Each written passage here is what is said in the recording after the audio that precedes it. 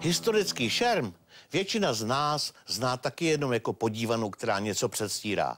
Souboje vypadají sice věrně, ale předem víme, že se nikomu nic stát nemůže, protože jsou přesně nacvičené. Jenže doba hledá stále víc adrenalinu. Takže lidé, které uvidíte v reportáži Petra Holmana, se rozhodli, že vezmou rytířské bitky doopravdy. Natvrdo. Bez ohledu na zranění. Nebo dokonce ještě něco horšího. Tohle není historický šerm, ale nový adrenalinový sport HMB, česky středověký kontaktní boj. Začali s ním před 5 lety v Rusku a na Ukrajině, u nás před 1,5 rokem.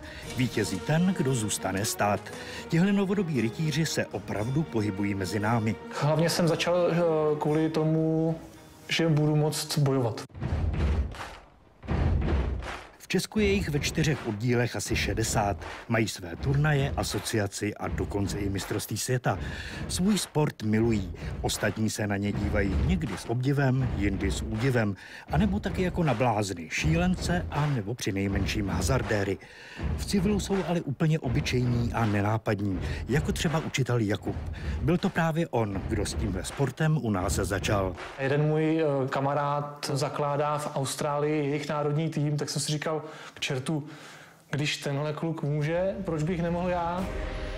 Jakub žije v rodinném domku na okraji Kamenického Šenova. Nebaví ho hokej ani televize. Místo toho si radši přečte dobrou knížku. Připadáte si výjimečný nebo jiný než ostatní? Tak jako normální asi nejsem, no. Každý den dojíždí na střední průmyslovou školu v České Lípě, kde učí angličtinu. Kuba je taková dvojosobnost. Tady se chová jako učitel, že jo, pragmatik a padne odpoledne a Kuba se mění v takového válečníka a bojovníka. Viděl jsem ho i při tréninku, ale přímo závody jako takové jsem ještě neviděl. Občas ty závodníci utrží nějaký ten šrám, nemáte třeba strach, že se vám zraní a že budete pak muset být suplovat za něj? No, tak z tohoto pohledu asi určitě ne. Samozřejmě to zranění ne vždycky je příjemné. Zápasení mi to přijde dost krvavý, jako. I co nám vyprávěl pan učitel, že zlomeniny jako běžný. Něco na tom bude, protože když jsme nedávno natáčeli kvalifikační turnaj pro mistrovství světa, tak jsme těch zranění viděli na vlastní oči hned několik. Jenže rytíři si z toho nic moc nedělali. Tržná rána palce, která se stala rakouskému hráči, což nebylo dneska jediné zranění, byly tu samozřejmě další, jako byly luxace ramena a další tržné rány. Jo, je to běžný, třeba ve Francii je normálně přítomný rentgen pojízdnej a sanitka přímo na místě i operační sál, kdyby se něco stalo. Kdybyste měl nějak jako charakterizovat tenhle sport s jedním slovem, který by ho co nejlépe vystihoval, co by to bylo? Já bych řekl asi zábava. A byla jste svědky nějakého zranění nepříjemného třeba? Nejhorší zranění bylo asi otřes mozku. Vždycky to byly naštěstí jenom modřiny. Lidé v okolí novodobých rytířů vnímají jejich úrazy různě.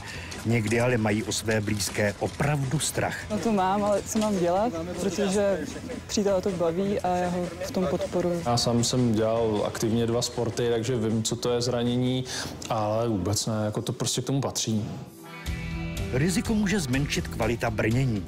To nejlepší mají ve specializovaných zahraničních internetových obchodech, jenže to je pořádně drahé. Za nějaké kalené prstové rukavice podobné konstrukce snad, že chtěli $12. Celé brnění vyjde na víc než 500 000 korun. To si Jakub ze svého učitelského platu nemůže dovolit a tak si občas něco spíchne nebo opraví v rámci školních dílen. Za přijatelnější peníz pomáhají i nadšenci z řad kovářů. Zbraně mají předepsanou maximální váhu, jinak by se bojovníci asi opravdu pozabíjeli. Ze stejného důvodu nesmějí být ani ostré.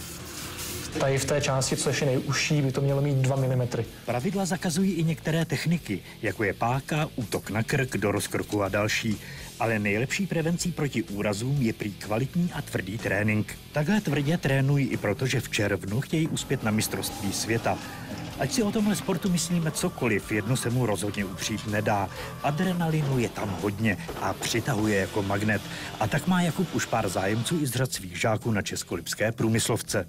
Měl byste někdo třeba odvahu to i vyzkoušet? Tak určitě bych se zkusil.